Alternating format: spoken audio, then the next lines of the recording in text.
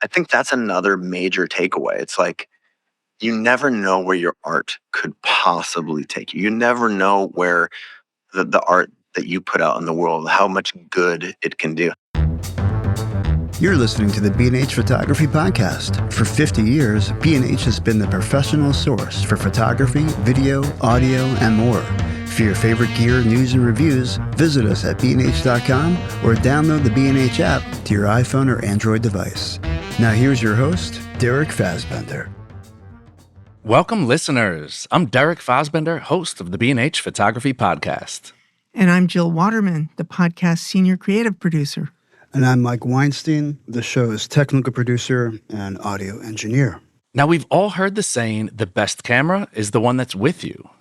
But do you know how this catchphrase ended up as part of the current vernacular and all the circumstances behind its emergence as a mantra of the mobile economy?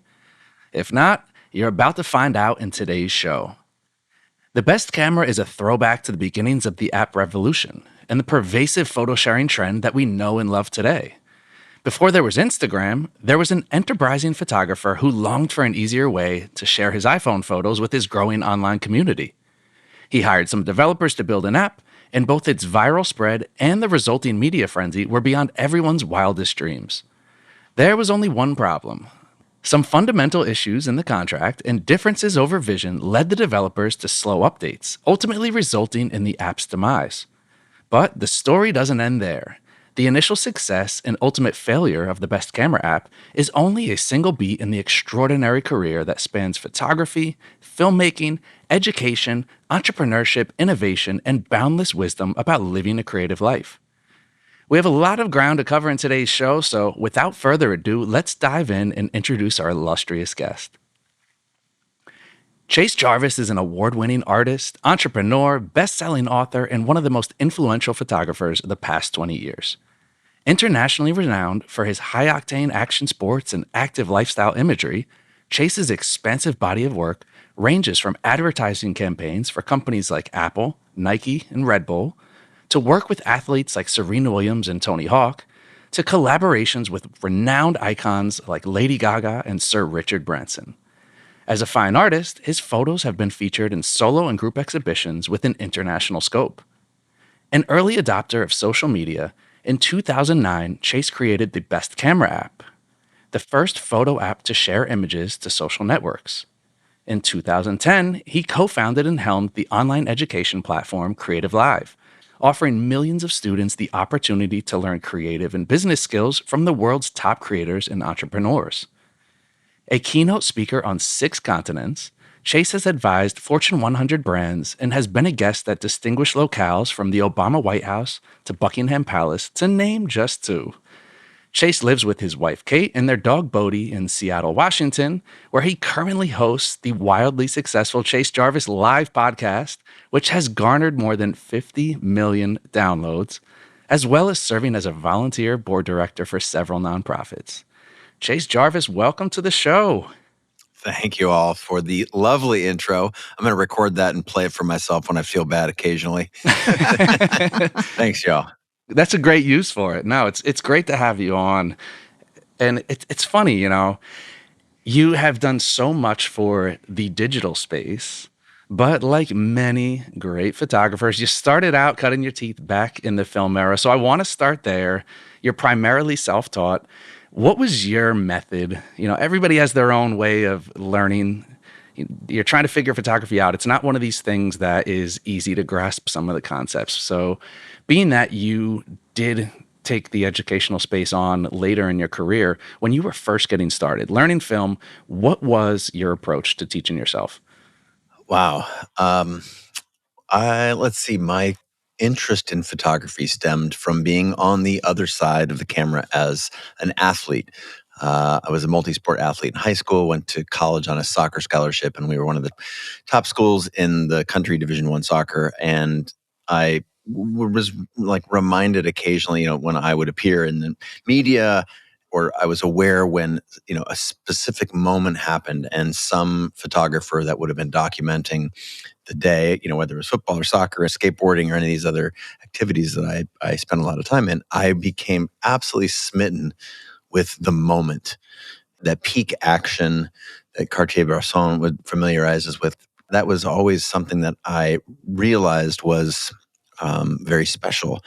And let's just say, fast forward from my original awareness of that, and my grandfather, bless his heart, dropped dead of a heart attack just a week or so before my college graduation. And one of the downstream effects of that was that I was given his cameras. Now, he was one of those folks that B&H love, right? He bought everything, all the new cool stuff, and he was always experimenting, and just a passionate amateur.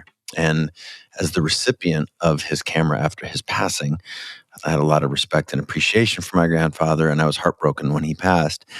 And there was something in me that connected the dots between the gift of his camera and this life of participating in sports and being obsessed with seeing the magic moment captured by other photographers. So I did what any other college graduate who had a little bit of money in their pocket and a new camera might do. I set out to walk about the earth and lived out of a backpack for 6 months with my then girlfriend and now wife, Kate, and started taking pictures. And to remind everyone how painful film was, I remember taking a photograph in the middle of nowhere and writing down every single exposure, like f8, 250th, with certain ISO film, and then skipping dinner occasionally to be able to afford to have my film processed somewhere in Europe as we were backpacking around. And then I would compare the recording of my exposure to the results of the picture and what were the conditions. And it was incredibly painful. Yeah, I mean, it was like, that's how painful and expensive it was. Film cost $20 and it was $20 to develop it. And that was more than I had allotted for a couple of days accommodations and food. So I was literally choosing between sleeping on the streets and learning about photography. Bump forward just a little bit longer, I came back and from traveling and didn't want to get a real job. I was obsessed with photography at this point and moved to a beautiful place called Steamboat Springs, Colorado, mostly because my family knew someone that owned a restaurant there and I could get a job tending bar while I experimented with photography and skied 100 days a year. And it was in that moment where I built the bathroom darkroom and was shortly frustrated by that. I could develop the film, but I couldn't print in there. And this is chronicled in my book, Creative Calling. So just to be clear, I'm not breaking any news here, but speaking of breaking, I actually had a friend who was taking community college classes, and he propped the window open, and I would, in the middle of the night at 2 a.m., crawl into the local community college darkroom, develop my film, print, make lots and lots of mistakes. I'd go there at 1 a.m. and leave at 5 a.m. before anybody got there. And I have since, so we're clear, I have made an anonymous donation to that particular community college to repay all of the chemistry that I used and the breaking and entering. Fortunately, the law has escaped me since then. So it was a long and very painful process to teach myself photography, and I wouldn't have had it any other way. Wow. If everyone could just pause now and just the part of taking field notes, that's it. I'm done. We could stop the interview now. I try to tell everyone, take field notes. It's the easiest way to learn film. No one listens. Yeah, it's a very painful process. And connecting the dots is what's difficult, right? We're so conditioned to immediate response. And now the fact we can take a picture and look at it 1 second later in all its glory and see how we can improve, like that really dramatically simplifies and shortens the learning curve. And to not have that was both helpful in that you really had to pay attention and it mattered. And, I don't miss those days specifically because of the learning curve. I love the look of film and I still have a sweet spot in my heart for it. But there is something beautiful about learning in a very sort of esoteric, outdated way that develops a huge appreciation for the process. Yeah, totally. I mean, the process in and of itself is romantic when you really take the time and the effort and the care that goes into perfecting it. Now, were you interested in photography to the point beyond just taking photos? Was there anyone that inspired you in your early years? There's none of the masters. I was genuinely inspired by my grandfather, who I always found tinkering. And I loved the fact that it seemed like an infinite experience, sort of like fly fishing or learning a language. Like the more you learn, the more you really realize that you have more to learn. and that pursuit, the pursuit of knowledge for knowledge's sake, and that was always very intriguing to me. So between my grandfather and specifically my father, who, I mean, he stood on the sidelines of all my football and soccer games and, and skate park experiences and was shooting photos, that I watched, again, the work that he would put in, the resulting moments that were captured, how it made me feel about whether it was myself or my friends. And then my dad would print all these images and share them with the team at the end of the season, whether this was football or soccer. And that gift exchange, the ability to help someone see themselves captured in film, it was just a really beautiful, albeit romantic, sort of cycle that I got to observe and be a part of. And that certainly inspired me. That's awesome. It's like this organic passion for the art.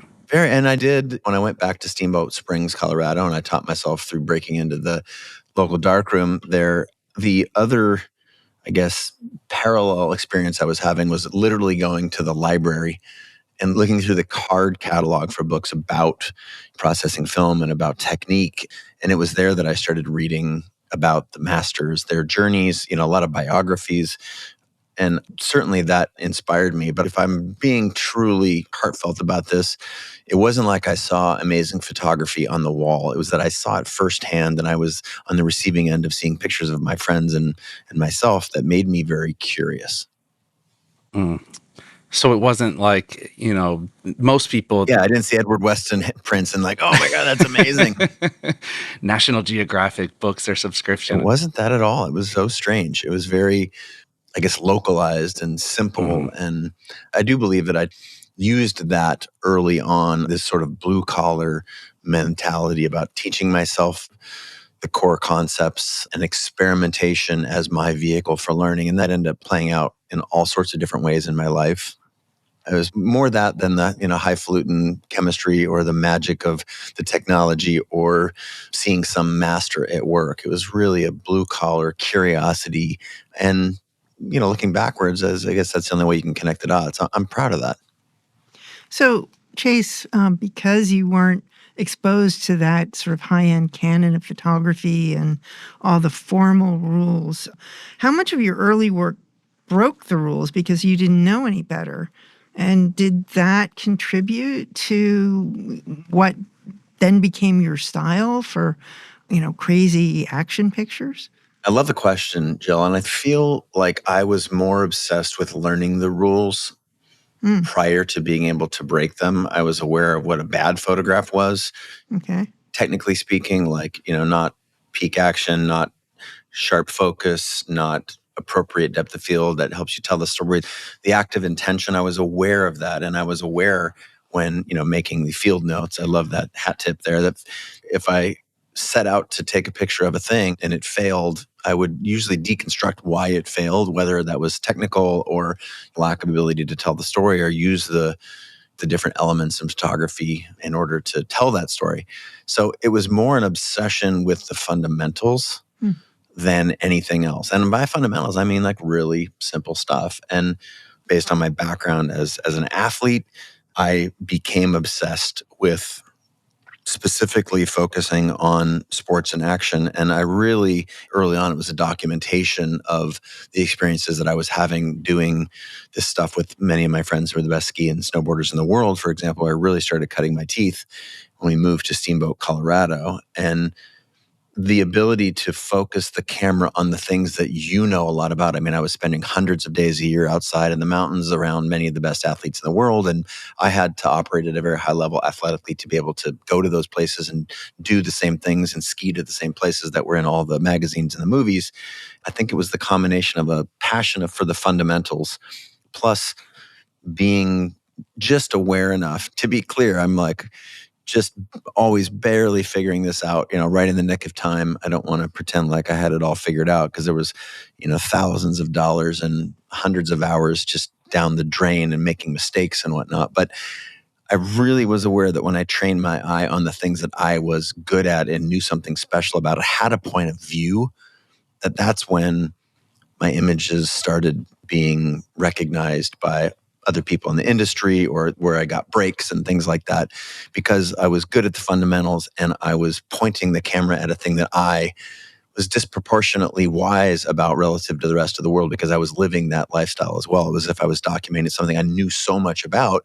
And that really, really helped. It wasn't like I was out there chasing some, again, esoteric expression of photography or trying to be somebody else. The fact that I was, taking pictures of skating and surfing and snowboarding and things that I knew a lot about, that gave me a lever that I didn't value as much at the time. But looking back now, like having a unique point of view, knowing a lot about the thing you're photographing to be able to capture the right moment, for example, with the right people in the right location, that was just this big sort of alchemy, the soup that came together to really help my work stand out and help my career for sure. Hmm. And being as versed as you are, I mean, you've done a lot. You're not just a photographer. You have the entrepreneurial spirit in you. Was that always in you? And at what point was it kind of like, okay, maybe I don't want to be just a photographer, or maybe I want to do more with my photography? When did that part? Well, I feel like I've always been way out of fashion. Honestly, like I was a kid. My first film I screened this summer between first and second grade. Wow. Yeah, we washed cars to be able to afford 6 minutes of Super 8 film. We rented a camera for $1 from a neighborhood cinematographer. We hired a friend of mine's brother. We wrote a script. We edited it in camera. Of course, you'd like record a scene and then stop and record a scene and then stop. Paid for it, had it developed, screened it in David Trolson's downstairs to a sold out show. And actually, my first film was profitable. So Wow.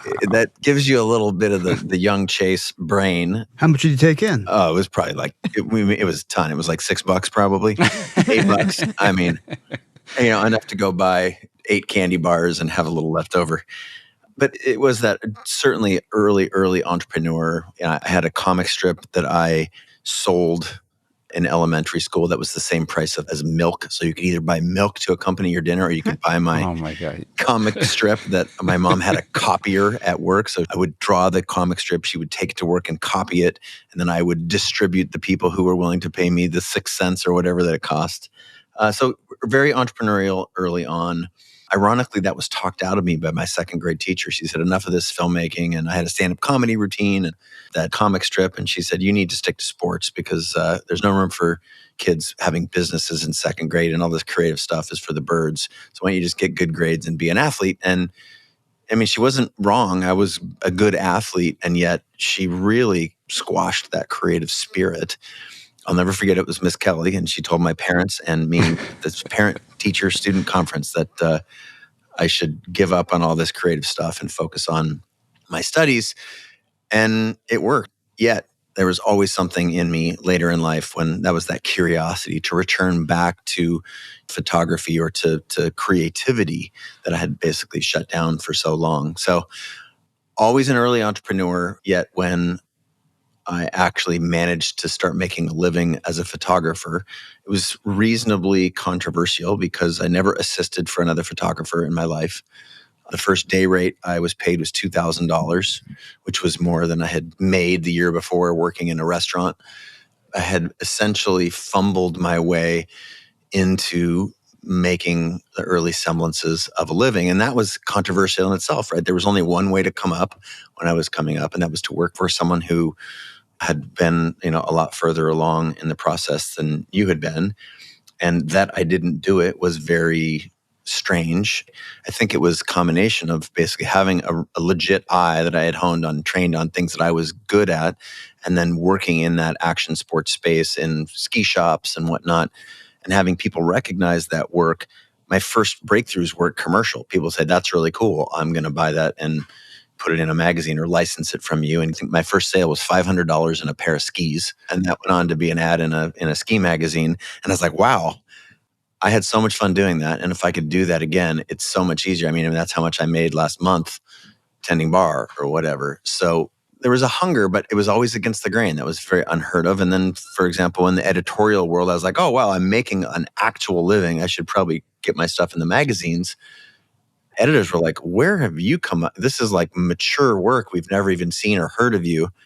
So that was also very strange to just show up on the scene without anybody knowing anything about the work, but having essentially a mature body of work and have been a commercially successful by basic standards.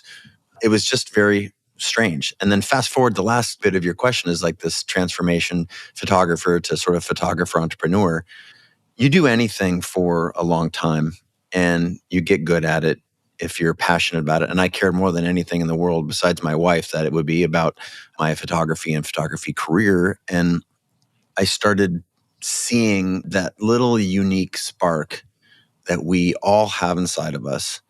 When we bring that to our work, not dissimilar to taking pictures of things you know a lot about and bringing that sort of entrepreneur that was buried in me as a young kid to bear on the market. And things like sponsorships. There was no such thing as photography sponsorships. No one got free gear. No one was paid. Didn't exist. And I was operating in action sports where the best skiers were, quote, sponsored, and they would get free equipment and, get flown to competitions and stuff. And I started telling the people that I was photographing that you need to give me this camera and you need to pay for me to go do this stuff. And if you're going to feature my work, you have to pay me well to do it. And there was a huge pushback, like, you're crazy, dude. And I would, at photography trade shows, like, how much did this person make for appearing in your magazine? They're like, how much did they make? Oh, it's a privilege for them to be featured in a fill in the blank, insert popular brand. And to me, that was wrong. And so that was another sort of thing I just railroaded through. And that was, I think, this combination of entrepreneur and artist, which now is obvious, but then it was very taboo. So it was always kind of cutting against the grain. Yeah, especially to have, artists, we don't normally have the best business sense and we are notoriously self-doubters. Yeah. So to have that sense of value in your own work to say, look, I command this amount. How much are you paying me? Yeah, it sounds cool now, but I tell you, it was really an acerbic sort of universe to try and operate in. And I sort of took that personally. And I think the chip on my shoulder, certainly I didn't go to the prestigious photo schools, and I did find it sweet when they started asking me to speak there, having not attended, and I made that point from the stage. And I feel like looking backwards, you can't stand out and fit in at the same time. And we have this belief that it's awkward to show up in a way that you want to show up and to become popular or have your work be recognized such that you can make a living and a life out of that and blend in with your peers. They don't actually all go together. So getting comfortable being uncomfortable and getting used to people not understanding, what as Jeff Bezos said, any entrepreneur has to be comfortable being misunderstood for long periods of time. And I do find that to be a really strong attribute looking backwards for why I was able to cultivate the success that I've had.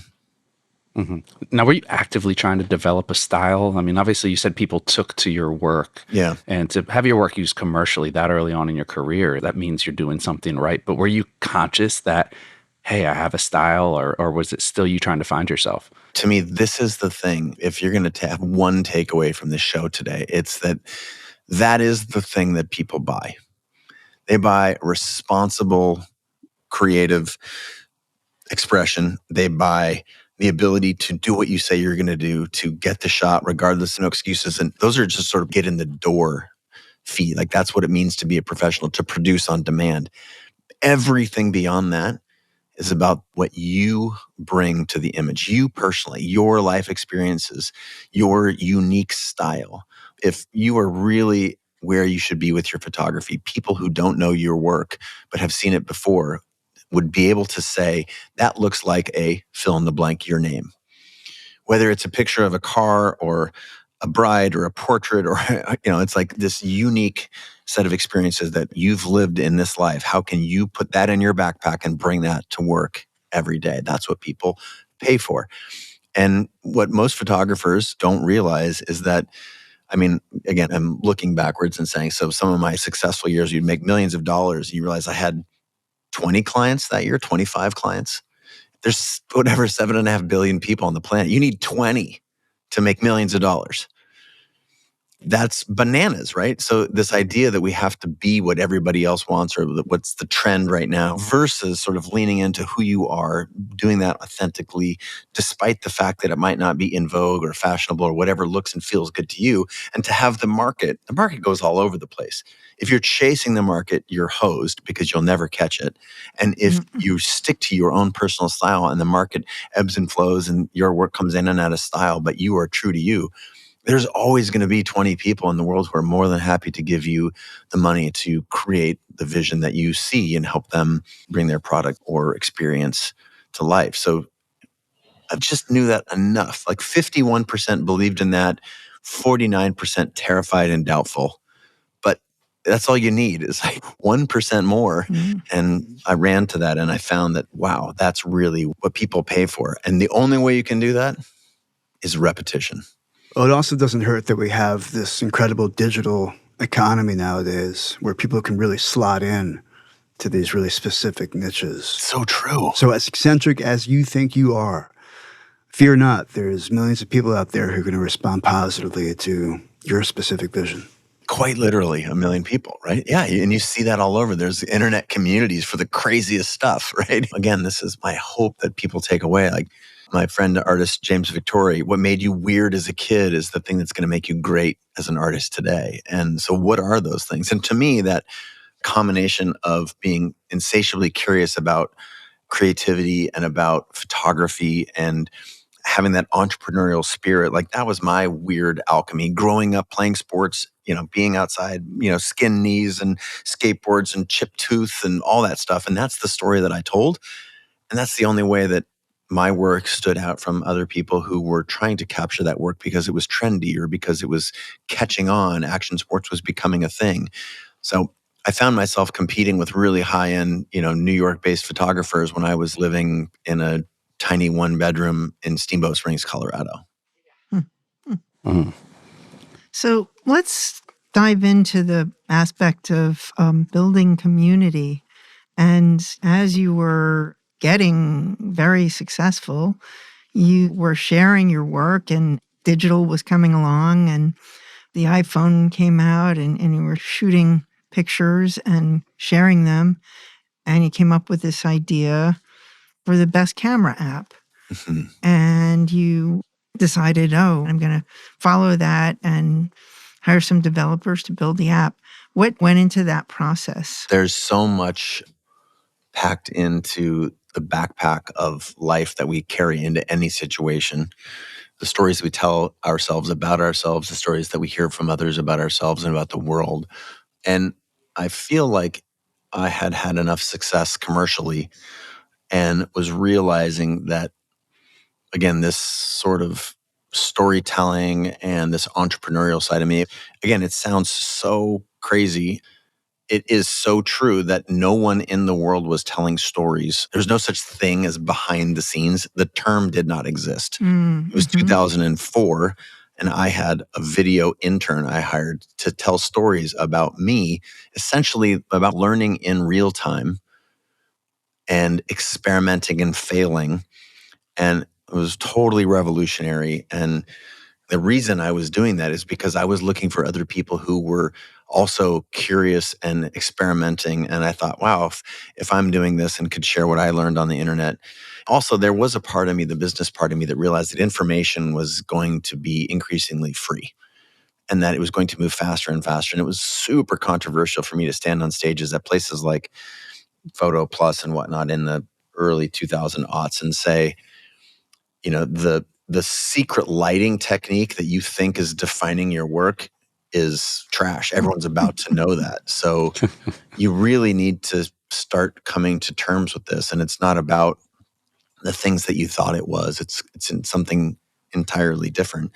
And so as I sought to make that, my special sauce, I was just turning everything inside out. And it was totally radical. And I think, honestly, if I look back, that undeniably was the thing that separated me from my peers. And, one of the reasons that I'm on the podcast here, whatever. What is it that you're emphasizing there? It was the sharing. When no one else was sharing, I started sharing and it was radical. People were like, oh my gosh, this guy's just like me. Right. He's curious and makes mistakes and he's not afraid to show he's making mistakes. And he's carrying this video intern around with him and putting videos on the internet. It was before social media. I mean, YouTube didn't exist. It was called Google Video, and there was Vidler, all these 2004, 2005. Yeah, it's crazy, but I loved it. It received, of course, tons of hate mail, and I developed a very thick skin. And also early on, I was like, wow, there are people who are actually hungry for this stuff. I remember, I think it was 2009. there was a piece of software that came out. It was called Ustream, and it was an app that was designed for military families to be able to connect with their spouse overseas. It's one of the first apps that did that. And I reached out and introduced myself to the founder. We're still friends to this day. And I said, hey, I'm interested. Do you think instead of the camera looking at me, can it look at whatever I'm looking at and just broadcast? She's like, yeah, I don't know. Do whatever, figure it out. And I remember doing that and broadcasting a live photo shoot. I was shooting an album cover for a punk band, and 25,000 people tuned in to watch me do that. Wow. And I was like, that's a big insight right there. Yeah. And I was like, whoa. And I was interacting with them in a very lightweight ways. It was very rudimentary. There was a webcam. It was super low res. And that did really help me understand that, this is where this is going. So I'd been shooting videos and posting them on the internet since about 2004, 5. And this was in 2009. So it'd been 4 years of posting videos. And, that built a very large social following long before it was sort of trendy or interesting. It was like, oh my gosh, I ask a question on the internet and 1,000 people respond in real time, because there wasn't a lot of other options then. So that was really interesting. The first time we live streamed something, that was really interesting. And I basically just cobbled all that together. So Chase, how confident were you that this is something that I'm just really curious about? Sure. Because it's determined, I think, a lot of ways the internet has shaped out this nature that everything is, quote, free, unquote, in terms of uploading and sharing stuff. Mm-hmm. But there's another currency that's being paid out in terms of your data, and that's the way social networks, were able to monetize, and they still are run that way. Yeah. So were you pretty confident that this was going to happen that way, as opposed to the alternative way, which would be a subscription-based model? Yeah, I didn't think that it would be used for nefarious. Right, not nefarious necessarily, but, there's a trade-off, right? For sure. And I was aware that resistance I got a lot of for being a digital photographer. And I cut my teeth with film. We started the show there, right? I know enough about film to be dangerous. And I printed all my own prints. And those are what got essentially a for sale. They licensed a print and scanned the print to put it into a magazine. So I was printing my own commercially successful imagery and still realized that, oh my gosh, I can learn so much faster if I can take a picture, especially with a bunch of sophisticated lighting, and see that lighting in real time and make adjustments. That's going to make me deadly in the best way on a commercial set, because I can, instead of spending all day shooting Polaroids and trying to find the one perfect shot, I can learn and innovate in real time with the client looking over my shoulder. And they've never seen anything like it. So it was a massive differentiator. Now, specific to your question, I felt like I knew just enough and I could see around the corner. This is the job of the entrepreneur, right? To see around the corner. I could just see it around the corner enough to know that this is where the world was going. And the same was true with mobile photography. To Jill's question, I had the first possible $100,000 digital back, several of those, and 25 cameras and 10 pro photo setups. And when the iPhone came out, I started taking pictures and said, wow, this is cool. And people absolutely tried to ruin me for that. The fact that I thought that was somehow interesting. And the thing that I thought that was interesting, to be clear, not the 0.3 megapixel picture on my Razr phone, whatever. Not that was good, that I could see that was going to be good quickly. And the most important part was my $100,000 Hasselblad was at my studio, locked in a vault. And I was on the go, traveling somewhere. And that's where the phrase, the best camera is the one that's with you, just resonated at such a deep personal level that I was suddenly able to be a photographer at a moment's notice with no pretense.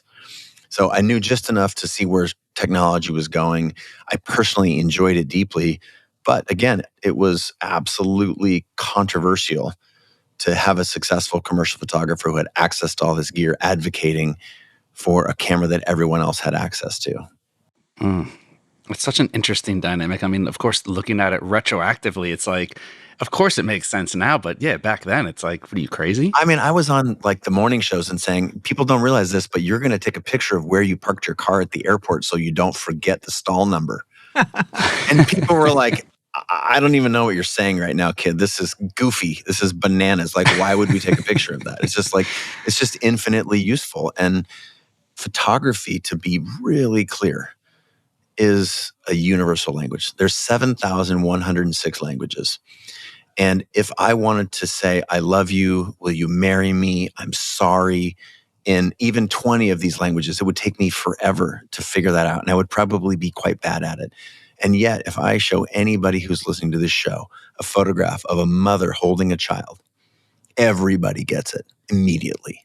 It is the universal language. And so having that early understanding of what was happening and deciding that I was going to master this universal language was like a catapult for me culturally, creatively, and frankly, it's the thing that transformed my life for sure. Now, full disclosure, I probably have about 400 pictures in my camera roll of my car parked. I did it yesterday coming back from Park City, just so we're Yeah. clear. Level 6, row D. It's like every vacation, it's a must. Yep. I'm interested in, because clearly, I mean, you're super intelligent. You think ahead. And when thinking of coming up with an app, developing this idea, it makes sense. But then there's the developing side of things. And it's, we're control freaks a lot of the time, where it's like, my creative vision, I want to take that creative vision and I want to hone it myself. But then you hit a point where like, okay, well, I got to bring somebody else in. I have to bring another expert in who knows something that I don't know if I'm going to take this to another level. Yeah. How did you get on the same page? How did you find the people, the other pieces to the puzzle as far as developers and people who are going to fund this project? I mean, you had to get people who believed, right? And people who felt that you felt could carry on your vision in the way that you saw it. Yeah. Sort of a couple parts to that answer, if I'm being totally heartfelt. And to be clear, I wasn't making pictures so I could make a lot of money. I was making a lot of money so I could make more art. It's very difficult for me to explain when you go from, waiting tables, and I was in massive debt from student loans and had bailed on graduate school and medical school. And again, I just caught my own career at the right time. And the area of interest for me photographically with action sports, it was becoming a thing. It wasn't a thing just years before, and it was entering the mainstream. So I rode a absolutely magical wave that had a lot to do with luck. I mean, I just turned around one day and I was, swimming in money. I couldn't spend it fast enough. And to be fair, I was investing in some traditional vehicles, but I was mostly investing in my photo studio. I had, 10 full-time employees. I didn't know any other photographer in the world that had that. Annie Leibovitz not excluded. Like, I didn't know anybody. I had a full-time video intern in 2004 and a full-time person making videos for me in 2005. And that cost money. But with all of the money that I was making taking pictures, I was just reinvesting it in what I would just say creativity. I bought a photo studio, built it out from the ground up, telling all sorts of photo stories, and had multiple producers working on jobs. We had a producer that was producing all our commercial jobs, and then we had a person who was so dedicated to producing all of our live streams and the educational stuff that we were putting out. And it was just a massive investment in innovation.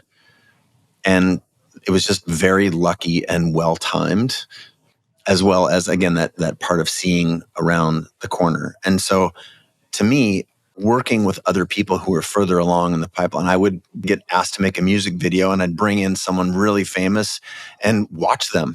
I'm like, okay, we're co-directing, but to be clear, I'm learning everything and I'll fund the whole thing myself so that I can learn from the best in real time, essentially buying my own education. And when you're throwing that kind of dollar value into storytelling and learning, you learn very quickly and you get good at telling stories. And in turn, the storytelling, those people press the follow or like button, and that had a dramatic effect, especially early on.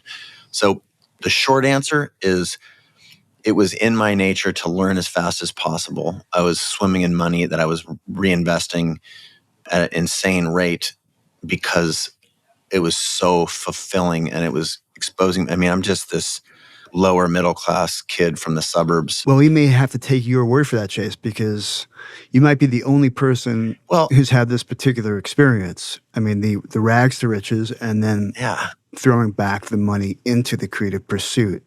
That feedback loop, I haven't heard of anything like that happening. I was just early. Yeah, I do think Gary Vaynerchuk in just the business universe, if you're familiar with his work, he was very, very early. And then I think that's why we became friends. And, when he was still doing wine, is because sort of game sees game. And I was like, oh, yeah, you're doing the same thing I'm doing. It's crazy, right? You just put stuff out there in the world with no expectation. And the world's like, man, this is so cool. Thank you for helping me. I'm going to help you with my follow and my support. And so you'd come up with the book and people would buy the book. You'd, put a video out in the world, or you'd launch something like Best Camera, for example. It was the app of the year on the Apple App Store. Like, it wasn't just like, oh yeah, I had a good idea. It was the app of the year. Downloads and millions of copies. And at the time it was, whatever, $3 or $4 to download each copy of the app. And so hold on, how come we haven't heard of this app? I mean, this is app of the year 2009. So something must have gone awry. Is that fair to say? Yeah, for sure. For sure.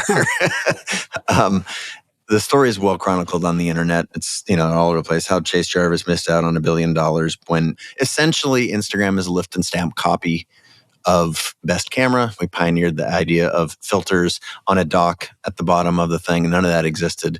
I had to work with the C-suite at Apple to help them understand that the future of photography was going to be a feed of images that you couldn't control because they didn't want pictures of nudity and whatnot appearing on their apps. And I helped them understand what social adjudication was, that the community could actually do the policing.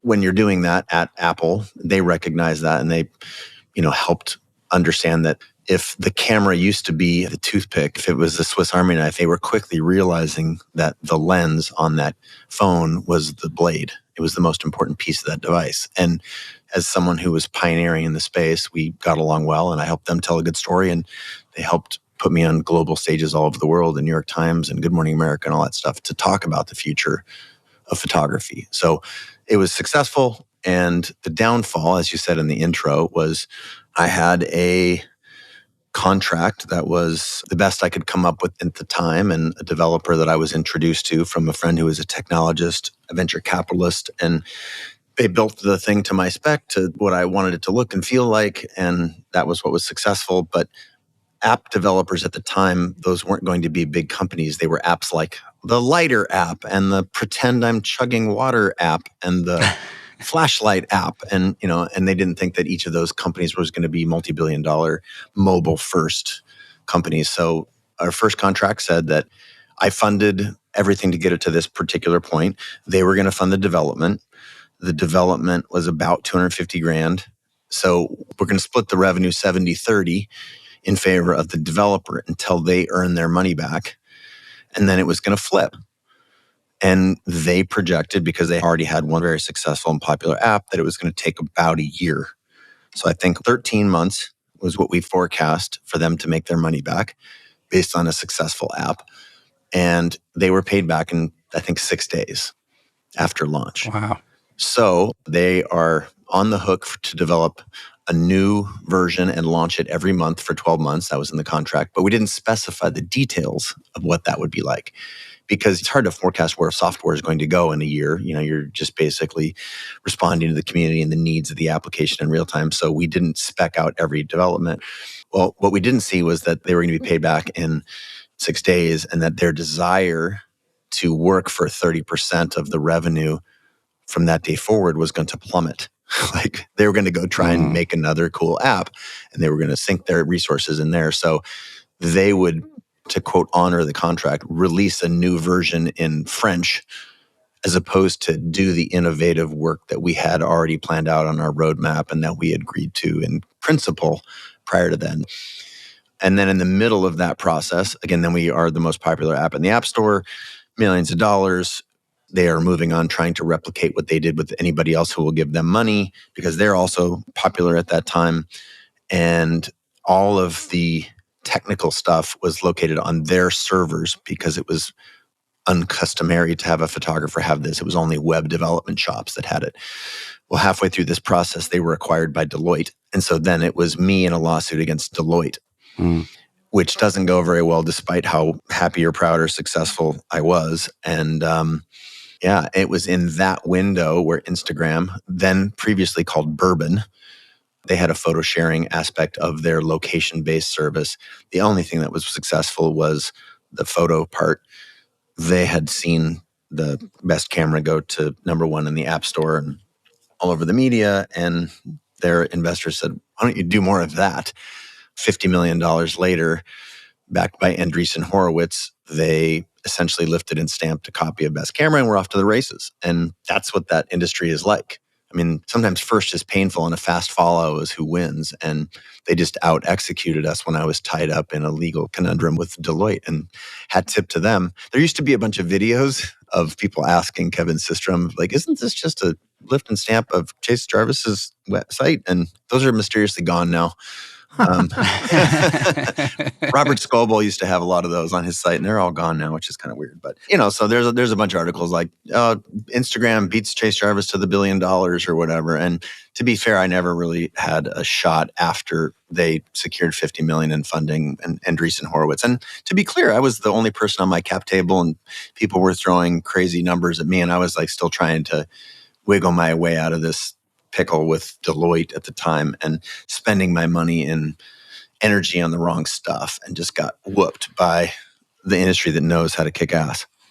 There's a twist there. All of the things that I learned from that venture capital universe, I then lifted into my next adventure, which was Creative Live. And that panned out very differently. And we had a lot of success. We were able to help tens of millions of people there. So, Well, I think this is probably a good time to take a short break as we break into that new era of your career. So let's stand up, stretch, shake it out. If you're already standing, have a seat, relax. And when we come back, we'll continue our conversation with Chase Jarvis about his incredible photo career. Stay tuned, everybody. We hope you're enjoying this episode of the B&H Photography Podcast. Chase had so many great ideas to share, our chat even extended into our break time, including this insight that can flip the script on the way you think about your art. I think that's another major takeaway. It's like, you never know where your art could possibly take you. You never know where the art that you put out in the world, how much good it can do, how much help or transformation or awakening or whatever it can provide to somebody else. This is the takeaway around like, oh, I don't want to promote myself. What you're really doing is there are people out there that need your work. And you are just simply connecting them to that work. It's not about promoting. It's about helping the right people who are going to see your work and connect with it. And it's not going to be everywhere. Remember, I needed 20 people to write me a real check to make an insane living. And if you can think of it like I'm connecting my work with people who it will help. It's a good reframe. Yeah, it worked. It really did. It worked for me. And I couldn't possibly, I'm a pretty big dreamer, and I had no idea. And we're back here talking with Chase Jarvis. Now, before the break, we talked about the earlier stages of your career and the Best Camera saga, and we started to move into the Creative Live era. And Chase, before we broke, you were talking about the things you learned from Best Camera app and what you applied to Creative Live. There was a learning curve in Best Camera app. Very expensive learning. Is that a good term for it? Should I rephrase that? It cost me $1 billion to learn some pretty good lessons. Oh, man. So what was the biggest thing you took from that entire Best Camera thing? If you want to go fast, go alone. If you want to go far, go together. Interesting. And really, I think my lack of experience as a solo entrepreneur with a small photo studio, again, about 10 people and a bunch of collaborators, businesses that are a larger function, it's the capitalization table, it's who owns the business. And as 100% owner of the business, I was paralyzed by all of the different incoming interests and people who wanted to help me, and I wanted to understand. And I was in a position where it was difficult to trust. I didn't know who to turn to. And I was so far out of my element. Again, I grew up this sort of lower middle class kid, taking pictures of him and his friends skateboarding, for example. And all of a sudden you have like $1 billion being chucked around for the valuation of photography apps, tens or hundreds of millions of dollars that are getting tossed around. And like, it was so on a different planet from what I was aware of. despite having had a bunch of success, it was like that was otherworldly. And Yeah, there's many layers. man, there's so many layers about that. As you said, there's what people want from you, what you want, what is right, what is, right with a small r, what is right with a capital R. I was ill equipped. And yet I learned a lot that I was able to leverage into other areas of my life. And I use leverage in a really heartfelt way. I think leverage sounds acerbic and toxic, but all it is applying a little bit of leverage in the right place, like literally with a lever and getting an extraordinary advantage. So once you have experienced some of those things that I experienced in that best camera process, like talking to venture capitalists and believing that I was actually worthy of the best entrepreneurs in the world, were building technology, and I could do that alongside them or in their shadow or learn from them. Or, we had many of the best venture capital firms in the world seek to invest in Creative Live, people who built Facebook, LinkedIn, Twitter, Uber, all of these apps that now are commonplace. They all wanted to invest. And so I was privy to a lot of really, really smart, talented people that helped me apply the knowledge that I had learned from the best camera experience into a new chapter with Creative Live. And so for people who don't know, we founded in 2010. It was the first live streaming learning platform. There wasn't anything about creativity really. Lynda.com existed, but was mostly CDs. You would fly to New York and stay in a hotel and learn from a master photographer that would cost you $5,000. We put that on the internet, broadcast it live. Anyone in the world could watch for free. And only if you wanted to save the recording and watch it again on your own time did you have to pay for it. And that very innovative business model became very popular very quickly. Our first class with Vince LaFerre had 50,000 people in it.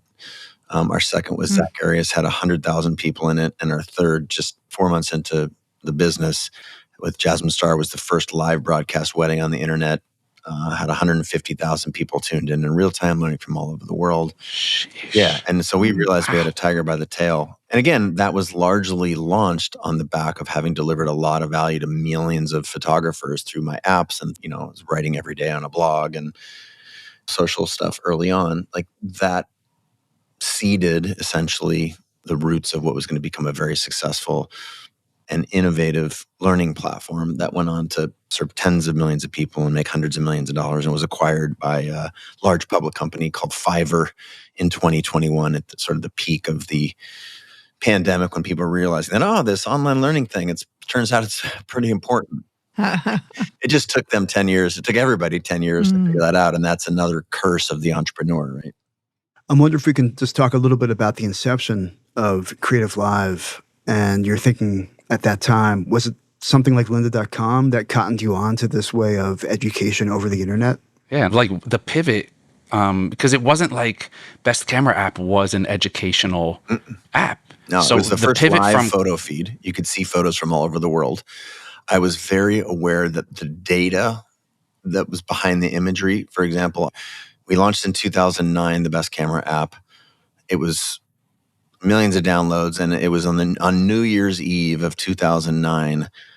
I was watching images of people taking them all over the world and posting them in real time, and I was seeing that, oh my gosh, what's happening in Berlin, what's happening in Tokyo, what's happening in Africa, and that I could see this concept of a real-time photo feed and actually the data behind it. Trends, why is green showing up so much in this time of the year in this place, and fashion in New York. And you could just see all of these trends globally because we had sort of like a God view of the data. And it was transformational for me, for example. And so it was ideas like that I learned from the Best Camera, that when you lifted and stamped it into, it wasn't like I looked at lynda.com. I was taking pictures and pointed a live stream at my photography set as I was walking around, working with my assistants and the band, and that people were coming out of the woodwork, 25,000 people asking questions at the same time. I was like, I can help these people learn in real time. Why are you doing this? Well, why did you move that light? And I was just talking to the camera in real time, and it was so effective at A, teaching, and B, learning, that I was like, oh, this is a thing. And my co-founder, at the time, he was working on webinars because those were emerging, but that was basically just a broadcast of your desktop. Mm-hmm. And so he was actually the IT support that I had hired to manage terabytes of data. And for a long time, I had the gold standard backup protocol, videos like 1, 2, 3, and 4 on Google search rank for how to, backup photos and videos. And so I had essentially a full-time firm whose job it was to manage. To serve that data because there was no YouTube. Exactly. There was no YouTube.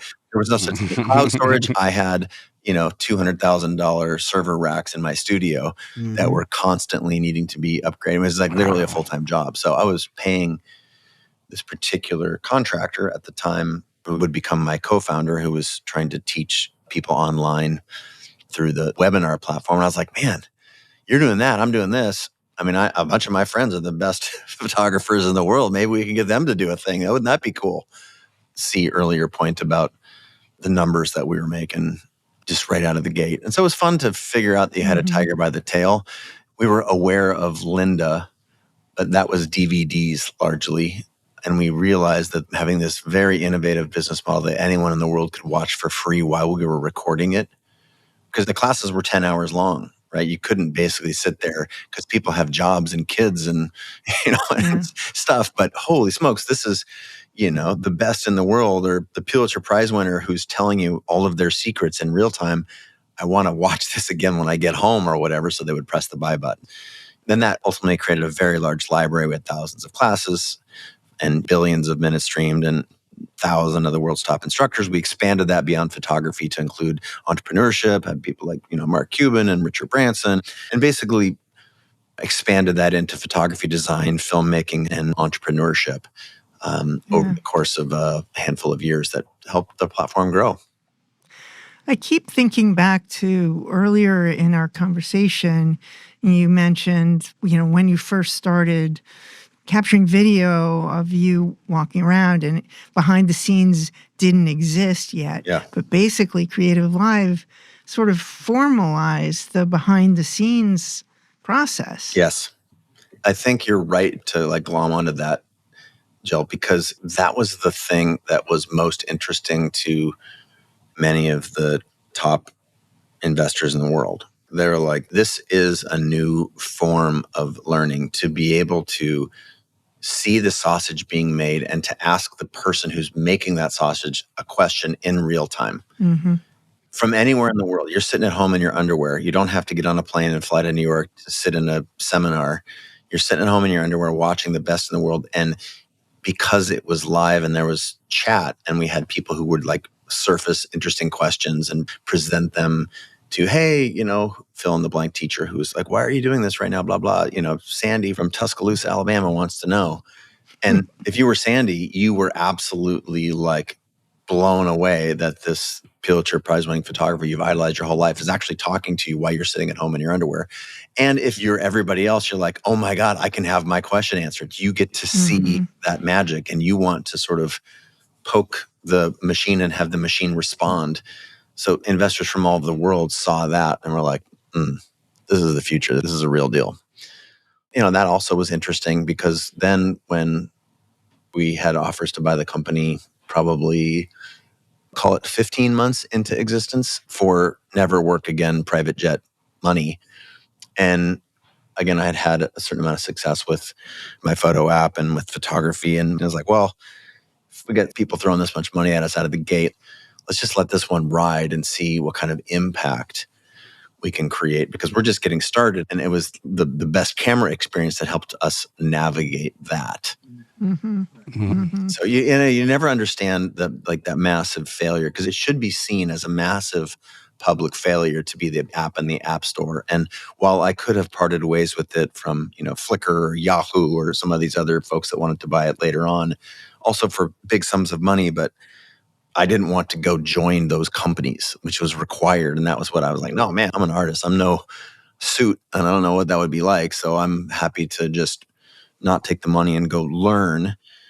But it was that experience of sort of navigating. Yeah, this all feels like the Social Network movie. Totally. It's like, it's scary and it's so true. And that is how that Silicon Valley works, right? It's so The weird. whole movie, it was just like pins and needles. It's like these sums of money. Oh, What do do you take totally. it? Do you go for Yeah, it? Do you- absolutely. And all of the nefarious actors, they're all there. All of the people who truly see you for what it is and what you want, and you're trying to distinguish them. It was very much like that.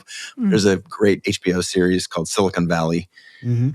And my wife couldn't watch that because it was all so real for us. We were like living those things, and she was like, "Oh my God, this is exactly what happened." Yeah, nerve-wracking. Yeah, totally. It would make her sick to her stomach. But and that cuts both ways, to be fair, right? There's some really interesting, fascinating, and cool things about that, and there's horrible, heartbreaking, gut-wrenching experiences that come out of that. And it really isn't for the faint of heart. Like, it was interesting. How do you fight for the thing that you love more than anything that you built and it helps millions of people? And at what point is it enough? And at what point do you not want it to be in the wrong hands? And all of those things are real questions. And I wouldn't have traded it for anything, but you never know that your biggest failure can actually be the lever to help you transform a sector of education. And that all came out of Best Camera, that massive failure. And you can read in detail about that if you want to on the internet. It's just, there's plenty written on it. But if I had not had that massive and very public failure, Creative Live would not have reached, that number of people or had that impact or help, invent or transform an industry. No way. I'm interested early on when you guys were developing the idea for Creative Live and getting it out there to investors, the idea of free education. Did you have to sell investors on, like, why are we giving away this stuff? Or was that an internal conversation? I mean, I think it's an interesting dynamic to look at. Over the years, it was like, we remember paying a couple $100 for Adobe Suite. And now we're in a subscription-based economy where everything's completely changed in a number of decades. But when you guys were first starting this, was free education, was that something that you guys thought to monetize in more of a way? What were the internal conversations like at the time? When people think about company values, mostly people think of those goofy posters with some stuff written on the wall, like vision and, stupid words. And yet access was one of our values at Creative Live, and we treated our values very seriously. Creativity, access, and community were our first 3 of 7 values. And what that meant to us was that we were actually making decisions through the lens of those values. For example, when you have, let's say, 10,000 people watching a live broadcast and 1,000 people decide to buy it, and you're an investor and you don't understand some of these early dynamics and economics because e-commerce and all this stuff was still very new, you're like, wait a minute, we're leaving 9,000 buyers on the table. And we were like, no, actually access to the world's top creative instructors. That's one of our promises. That's what we stand for. So we're happy with the conversion rate of 10% because it was off the charts relative to other e-commerce, even Amazon at the time. And it was mind-bending to have these values on the wall to truly guide the decision-making. That's why they're there. They guide who you hire, why you would fire, what decisions you're going to make, and how you place community in the order of all of the different business and profits and losses and all that stuff. So I think investors found it fascinating. And part of what we said is, no, this is actually why people care, because we truly are helping people who can't afford it learn from their kitchen counter in every corner of the globe. And that was simultaneously compelling for them and maddening. And it wasn't without friction, for sure, because again, if you're leaving 90% of the upside on the table and your job as a venture capitalist is to make the next $1 billion company, it was very, I don't want to pretend that they had no idea, but it was still early enough in the concept of community on the internet that it's certainly a very heated discussion about what were we doing and was it the right way of doing it. So there was simultaneously a smart, warm-hearted, altruistic. Yeah, there was certainly some of that at play. And there was also a good and interesting business model that we were pioneering at the time, that now the concept of a freemium, there's even a freaking name for it. There really wasn't a name for that back then. We were part of the early internet companies that define that as an actual business model where you give it away and then a certain cross-section of the customer base buys it. It's a great model, especially if you're doing a 10-hour course, Totally. Yeah, it was Yeah. totally innovative. If you all saw the messages, like thousands of messages for every class from all over the world, like I can't believe I'm learning for free. This broke creative right here is thanking you. I can personally thank you. I was an early adopter. Part of that, then you know. And I think, Yeah. and again, coming from somebody who was an end user, it was that accessibility. I love to hear from the person who co-founded it that accessibility was the goal, because that's what we want to hear. You don't want to, it's like, oh, this was to make a buck, or was to ultimately, bait and switch, get them in and then charge them later. No. And I think that's what makes it so beautiful, is because me as the end user was on there because of the accessibility. Yeah. You're like, oh my goodness, how is this possible? And we Nothing's were like, free. hey, we can actually make a business. If enough people care, then there are enough people who are more than happy to support the community, to pay $100 to be able to watch it over and over, to whatever, fill in the blanks. It's like, Yeah. that's the real deal. And getting the best of the best. Because normally I think we become accustomed to, well, you can get the advice from Jim down the street for free, but if you want to pay for Richard Branson, then it's going to cost. I'm curious about what the most popular offerings you had were. Was it the big name people, or was there other algorithms in there that made certain things that you wouldn't expect popular? I was surprised by a lot of things. I would say that the fundamentals of a lot of the different, we had photography, filmmaking, design. The fundamentals were people going from 0 to 1. Again, early internet, people like, oh my gosh, you mean I can learn on the internet and then put a business on the internet and ditch my corporate gig or whatever? That was still very much a piece of the mindset. So the fundamentals always did so well. And of course, the big classes would draw a lot of new people to the platform. I remember Tim Ferriss is a dear friend of mine, and he wrote The 4-Hour Work Week, The 4-Hour Body, just a legendary entrepreneur and thought leader, truly in that sense, like pioneered this idea of not sitting at a desk 9 to 5, and he did that in 2006. He was writing about stuff like that. So when he would teach classes, or, Sir Richard or Mark Cuban would be on the podcast, and we would do that kind of stuff live, like they were bringing a lot of people to the table. But the things that really paid were consistently the fundamentals, because those were classes that never got a style. And the business of these things, because this is, again, people wanted to make a living and a life of their choosing on the internet. You could squint and see that at that point in time. Now, of course, we take it for granted and it's obvious, but even just 15 years ago, that was like, oh my gosh, this is my dream come true. So a lot of the business classes, and we emphasized that stuff early on. It's like every one of our early photography classes are like, hey, Vince, how do you make money? Tell the universe how you make money. And then people are, ferociously devouring everything, because that were some of the biggest secrets beyond just the craft and the technique, right? How do you see what you started? Because creative education wasn't really a widespread thing. And for me, at least, Creative Live was what brought it to the masses. Now, where it's gone, I mean, I want to say it's been pretty recent. Pandemic era is when I think a lot of people, by and large, started taking hold of like, oh, wow, hey, we could utilize the internet. Whereas you guys were doing it a full decade before. Does it still carry the same strength? Is it stronger? How do you see the current state of online education in comparison to where you introduced it to the masses? Yeah, I feel like it is way more broadly accepted. This is a great vehicle to learn. It was somewhat controversial. Like, can you really do it? I remember, even pre-pandemic, people would say, oh, well, you can learn a lot of things, but you can't learn things like architecture. You need to learn that in person. And then, of course, the pandemic happens, and lo and behold, architecture classes are online. They figured it out. And then also there's a value in being in person. I'd be remiss not to mention that part of the magic of Creative Live is that we would have an in-studio audience. People from all over the world show up to sit in there with the teachers. And so the teachers had someone to teach, and that they could essentially represent the internet, because if one of us has a question, probably a lot of us have a question. So, there was an IRL capacity to it, which I think was certainly transformative. And that was a part of our model that others did not have. And it was a key differentiator for us. It certainly helped put on the map this idea that great stuff can come from the internet and that we are sort of all in this together. It's this sort of community over competition.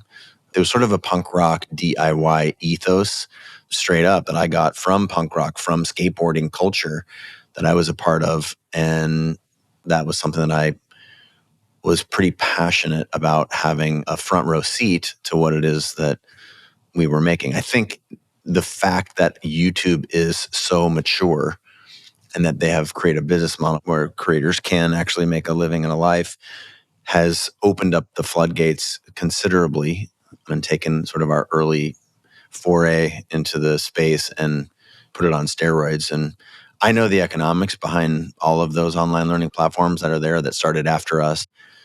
The master classes and the Coursera's were about the same time. And I know just enough about those to be dangerous and to know that, man, it is a big business because acquiring new customers, and it is like, it's sort of social network level aggressiveness in order to make those businesses work today at scale. It's nothing to sneeze at. There's a reason that we've had hundreds of employees at Creative Live, for example. Now you go to those companies that are public now, Coursera, thousands of employees, and you're like, that's a real, a big business. That, to be fair, if that's the arc of it, it's not interesting to me to run a business at that world. And that's part of the reasons that we ended up being acquired and sort of didn't take that route, weren't able to. There's a bunch of very complicated esoteric stuff that I won't bore the listeners with. I chronicled this in my latest book, which is called Never Play It Safe. I tell a story about one of my investors. We were doing $36 million a year in revenue and growing 40% year over year. And I was pretty excited about it because I'd come back as the CEO to turn around after a different CEO had struggled a little bit. And I was so proud. And I remember after a meeting, sharing those numbers, and it's like, we should go raise another round and really we'll go public after this next round. And he's like, Chase, I got to tell you something. It's just not that interesting. And and you're like, oh, so wait a minute, $36 million run rate going 40% year over year, not that interesting. And I don't mean to be depressing or anything, but that's the scale that venture capital expects. If you need to be growing, you need to be doubling every year.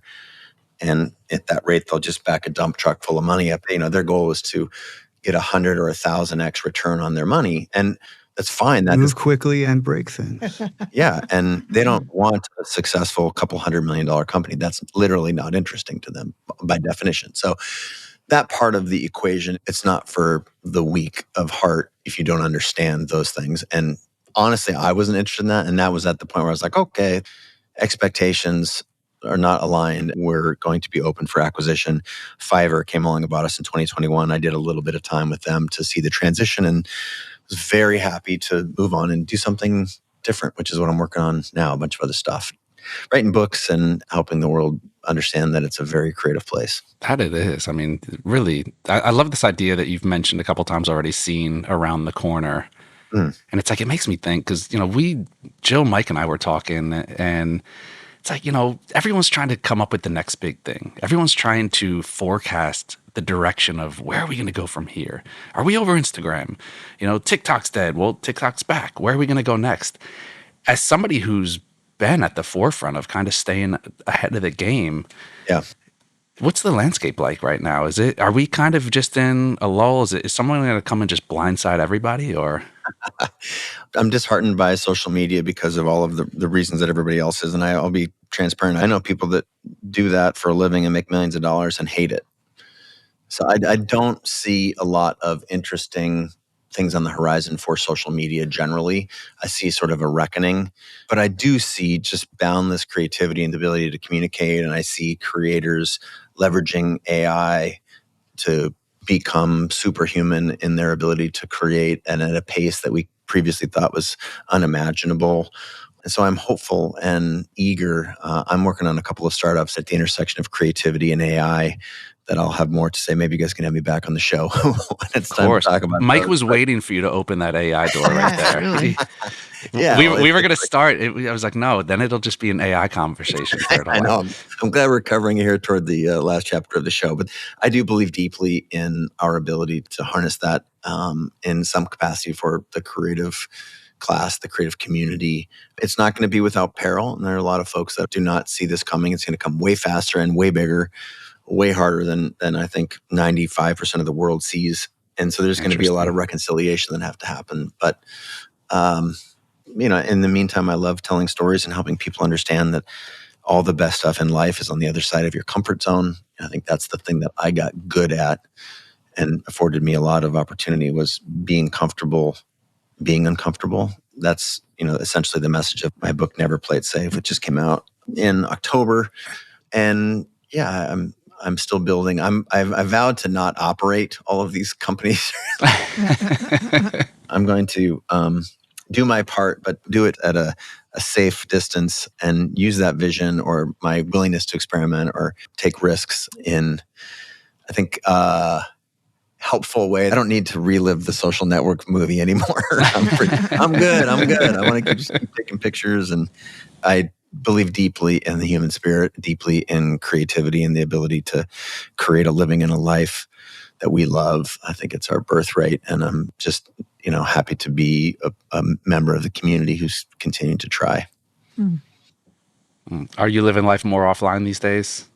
Yeah, I think after the company was acquired in 2021, I rested. I didn't realize how tired I was. And I definitely needed rest. I handed over the keys and then was on the executive team there at Fiverr for essentially just short of a year. And I was like, oh, it's September. I'm going to chill out through the holidays and then get started on my next endeavors. And then January came and went, and then June came and went. And all of a sudden it was holiday season again. But it took time for me to heal or rest after that. It's a very damaging and stressful ride, especially when you're doing things that are not in line with your values necessarily.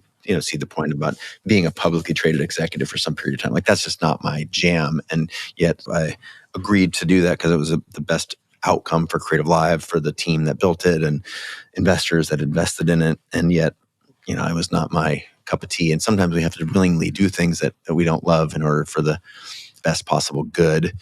But I rested, and slowly but surely, man, that spark is still there, and now cherishing it and nourishing it and helping other people find it. That's why I get up in the morning. Now, Chase, you mentioned that seeing around the corner with regards to artificial intelligence and large language models leads you to believe that they might be a bigger disruptor than some people understand. Yes. And I'm 100% in agreement with that thinking. So, what do you think the next half decade may look like in terms of AI capabilities and what that means, to society? And let's just stick with in terms of employment. Sure. At the World Economic Forum, the CEO of Anthropic said the following: by 2026, I think he said 2026 or 2027, we will have AI systems that are better than most people at most things. Right, I heard that. Yeah. Wow. So just grok that for a second. Better than most people at most things. PhD levels in anything you can imagine, available at the fingertips. And I mean, even just the agent concept. I don't know if you heard about that. OpenAI announced an agent, which is now you can give the agent instructions that are multiple dimension. Like, it can do research in this app and then create models in this app and bring them all together and assemble. We used it to create a couple questions for you today, Chase. There you go. Awesome. What people don't understand is, when I look on the horizon and where they're going to get steamrolled, is this idea of what exponential growth looks like in a model like that. And I would say, if you can make it up in your head what will be possible right now, that's what it's going to, like, I'm not even kidding. It's like, whatever sounds absurd to you, if you can make it up and say it out loud, that's probably going to be available to you. And that is simultaneously empowering and exciting and terrifying. So what does that mean to someone who's listening right now? What they're listening, they should be thinking, okay, so if AI is great at going from 1 to 100 in anything, I can give it a task and it can run the marathon, where's it going to be its weakest? And the answer is from 0 to 1. It's from taking that idea that's buried deep in your heart and your head and taking it from not existing to existing. And the cool thing is that this is actually uniquely human. What we're gifted at doing, is this 0 to 1. So I would way over index on that photograph, that painting, that company, that written thing that you want to get out of your head and your heart, out into the world, and then letting, machine systems and you plus AI take it to infinity. Like, that's interesting. So let's get really good at one-on-one. And the cool thing is that's very much what we were put on this planet to do. It's one of the things that differentiates us from all the other species. So this is a full circle moment, right? The thing that made you weird as a kid is going to make you a great entrepreneur or creator in this next chapter with AI at your back, assuming you can process what we're talking about here. The spark, the inception, the idea, the emotional connection of an idea to your own feelings, like all of that stuff is off the table for the foreseeable future. Yeah. I think having the assistance of PhD level and by the way, an infinite number of these PhD level artificial intelligence agents can help you achieve the 1 to the 100, but they can't do the first thing for you. Very true. AI is too logical for what's going on in my brain. No one can recreate the madness that's going on There up you there. go. So I think I'm safe. I mean, lean into it. That's what I mean. The magic that is you, unmistakably, unapologetically, that weird stuff that you got in your backpack. Like, that's what we want to see. I love this. I mean, a great conversation. Chase, I kind of want to wrap this whole thing up by talking about the idea of success. You have lived it. You have followed your passions. You've broke outside the mold. You've created your own path. At this stage of your life, what does success mean to you, and what does it mean for you going forward? I'm really chasing simple. I think there's something that's so elegant and simple design, simple life, simple economics, simple connection. I like simplicity, and it sounds, it's very difficult. What's that? Jim Carrey's like, I think everyone should get rich and famous so you can find out that it's not that. And then, what I joked about in my book and what I believe is true, it's like, I was like, well, I tell you what, I'm going to try, and then I'll figure that out. You make me rich and famous, then I'll tell you what I think, and then we'll reconcile after that. People are not willing to really hear that feedback. And I think for good reason. These are the products of late stage Western capitalism that we're in right now. And, it's very effective and efficient in a lot of things. And yet this concept of fulfillment, of purpose, of meaning is, I think, bigger and more powerful now than ever before, specifically in the face of all the things that we see out there in the world. I think the downfall and the negative aspects of social media are going to play out. And if we just apply those, just the basic, what everyone would assume is true with that, which the science is really going to show that it's way worse for us than we think, and way worse for kids, and way worse for all that stuff. It's like, cool. Well, what's the opposite of that? What is connection and humanity and all those things that we have sort of taken for granted until some of the experiments went poorly? Like, let's get back to that. And so I believe deeply in our ability to remedy and to right the ship and connect. It's not going to be linear and it's not going to be easy, but at our core, I believe deeply in our humanity to keep us connected, and our creativity to make the world safer, sweeter, smarter, more important, impactful place. And never play it safe. And yeah, it is a good book. I'm not going to lie. I poured my heart out, and that's what these dark circles under my eyes are from. You can't see it right now, but my hope is that my book, Never Play It Safe. The subhead is A Practical Guide to Freedom, Creativity, and a Life You Love. I hope that is worth tuning into for some of the listeners today. And thanks again for having me on the show, y'all. You're good at this job, and it's fun to listen. It's a great show, great program. A lot of respect to you all and to B&H, and thanks for having me on the show. Thank you, Chase. It's been great speaking with you. Thanks a lot, Chase. Awesome. Yes, thank you so much for joining us today, Chase. That was an incredibly inspiring conversation, and I know our listeners are going to feel the same. And if you are a fan of the show but are not yet a subscriber, head on over to Apple Podcasts, Spotify, B&H's YouTube channel, or wherever you get your podcasts, and please click subscribe. You can also find us on the Explora blog, where we post photos from our guests along with our show notes. And please join us on Facebook at the B&H Photography Podcast group, where you can share your favorite photos and comments about the show. I'm your host, Derek Fosbender. Jill Waterman is our creative producer. Episodes are recorded, mixed, and edited by technical producer Mike Weinstein, and our executive producer is Richard Stevens. On behalf of us all, thank you so much for tuning in today.